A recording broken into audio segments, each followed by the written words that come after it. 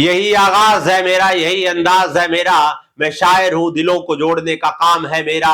वतन पर आंच जब आए सरों को पेश कर देना, हर हिंदुस्तानी को यही पैगाम है मेरा।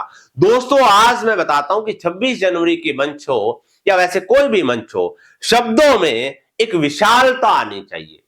शब्द यही आगाज है मेरा, यही अंदाज है मेरा, ये आपको प्रैक्टिस करनी होगी इस तरह से। मान लो शायरी तो बहुत दमदार है कि चिरागों के सफर में दबदबा हो आंधियों का, तो अंजाम इसका जुल्मत के सिवा कुछ भी नहीं है। चिरागों के सफर में दबदबा हो आंधियों का, तो अंजाम इसका जुल्मत के सिवा कुछ भी नहीं है। ये दुनिया नफरतों की आखिरी स्टेज में है, इलाज इसका मोहब्बत के सिवा कुछ भी नहीं है। ये दोनों ही शायरी में बताना चाहूंगा, किसी आदरणीय कवि की है, मैं उनको प्रणाम करता हूं।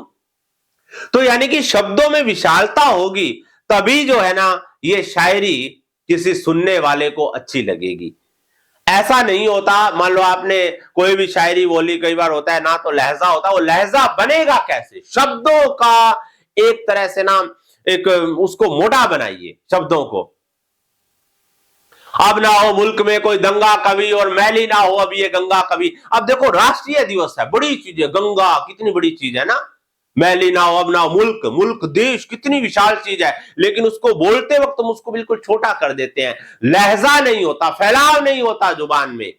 अब ना हो मुल्क में कोई दंगा कभी और मैली ना हो अब ये गंगा कभी। अब ना हो मुल्क में कोई दंगा कभी और मैली ना हो अब ये गंगा कभी। आओ हम आज मिलकर खाएं कसम, झुकने ना देंगे अब ये तिरंगा कभी। एक बार तालियों के साथ, गड़गड़ाहट के साथ हम लोग स्वागत करेंगे।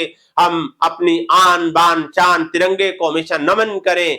और आपने देखा होगा, जब ओलंपिक में कोई भी खिलाड़ी किसी दूसरे देश में अपने देश का झंडा, राष्ट्रीय झंडा लेकर जब चलता है, किसी भी मेडल को जीतकर, और जब वो खड़ा होता है और उसका तिरंगा फहराता है वहां पर, और वहां नेशनल एंथम होता है, तो कैसी भावनाएं एक अंदर से अश्रुधारा बह निकलती है। ये भाव, ये दृढ़ता हमारे अंदर होनी चाहिए। मेरा कहने का मतलब दोस्तों क्या है कि जब बड़ी बातें आप करते हो ना, तो आपकी आवाज भी बड़ी होनी चाहिए।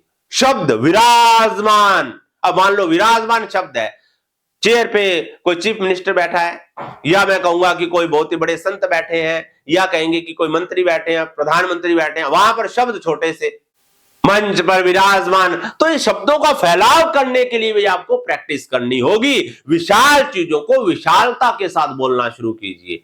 आज हम लोग आह्वान करें, 26 जनवरी के इस शुभ अवसर पर, गणतंत्र के इस शुभ अवसर पर हम लोग आह्वान करें हमारे युवाओं को, भारत की युवा शक्ति को बचाएं। भारत है ना, भारतवर्ष, ये विशालता जो है ना, ये आपके भाषण को अच्छा बनाती है, और ये प्रैक्टिस का काम है दोस्तों। प्रैक्टिस करेंगे बहुत बेहतर बनेंगे।